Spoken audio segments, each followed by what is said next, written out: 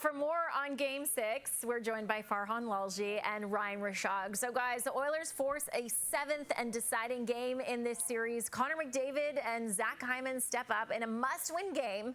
Ryan, what would you say changed for them from Game 5 to Game 6? Yeah, I think they felt like they played faster and jumped on pucks a little bit quicker. I think that was evident early, no question. I mean, they had been quiet for 3 straight games, right? McDavid with just an assist, Zach Hyman with no points in the last 3 games.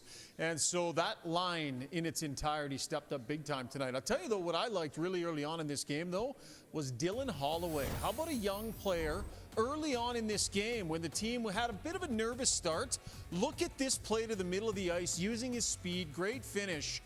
To get a contribution like that in a game that's scoreless from Dylan Holloway was really something. And then while McDavid and Hyman stepped up tonight big time, I don't think either guy is 100%. I think they're both fighting their way through something. I think it's been a slog for them, and we've seen that in the offensive results, Farhan, but those guys found a way to grab offense, and Ryan Nugent-Hopkins was great in all 3 phases tonight of this game as well. Well, and if Edmonton's players were their best, I think Vancouver's best players were their worst. If you're JT Miller, what are you doing getting into it with Mattias Janmark and going off on coincidental minors? He was a -3 in this game after playing so well in the last game in a matchup role. Brock Besser, no shots on goal, a flyby on the Zach Hyman goal. If you're the Canucks top pair, matchup pair at least of Soucy and Myers, they've certainly seen better days as well. So the Canucks top players definitely weren't. And, you know, as you look at this series, each team has alternated wins and losses. There's been no momentum that's carried over from game to game. So we'll see what Game 7 looks like. But,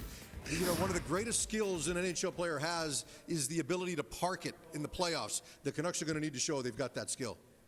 Yes, you're right. So we wait for Game 7. But also, Arturs Silovs, he's been one of the biggest surprise stories of this postseason. A 3rd-string goalie who's led the Canucks to this point. Farhan, what was your biggest takeaway from his performance in this Game 6 loss?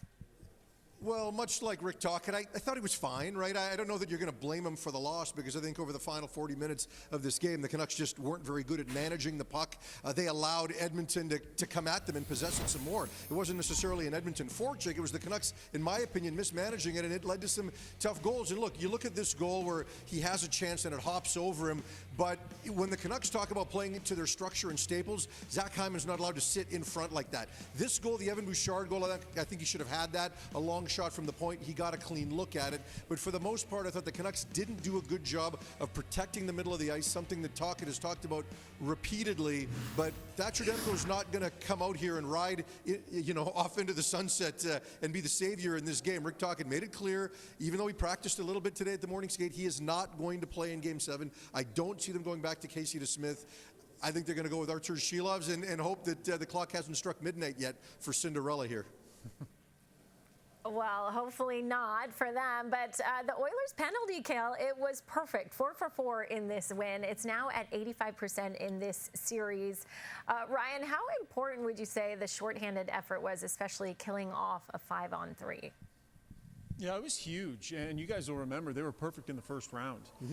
And that hadn't been the case so far in this series. I think that 5-on-3 was massive, and they got some great efforts from a few different players. Ryan Nugent-Hopkins wins a couple of draws while they're down. Vinny Darnay made some great plays.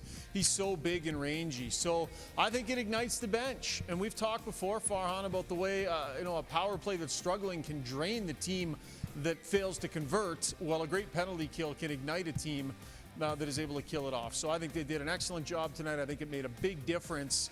And Stuart Skinner was a big part of that. And by the way, should, you know, acknowledge that that was probably not an easy decision to go away from Calvin Pickard, who had been good in his 2 starts, and to go back to Stuart Skinner. A lot of debate in this town if that was the right call or not. I felt they should have started Pickard. But a gutsy call there from Chris Knobloch to go back to Skinner, and it paid off. He played very well. Well, and the Canucks didn't make it very hard for him. And as far as the special teams are concerned, the Canucks have actually killed off all of Edmonton's power plays in the last 2 games. They haven't drawn momentum from that. You know, you would have thought that if this series was played at 5-on-5, that's where the Canucks would have wanted it. Didn't turn out that way tonight. Yeah, it seems there is not much momentum in this series. And guys, the last time the Oilers overcame a 3-2 series to win was back in 2022 in the first round against the Kings. Of course, now we all know Game 7 goes Monday in Vancouver. Thank you.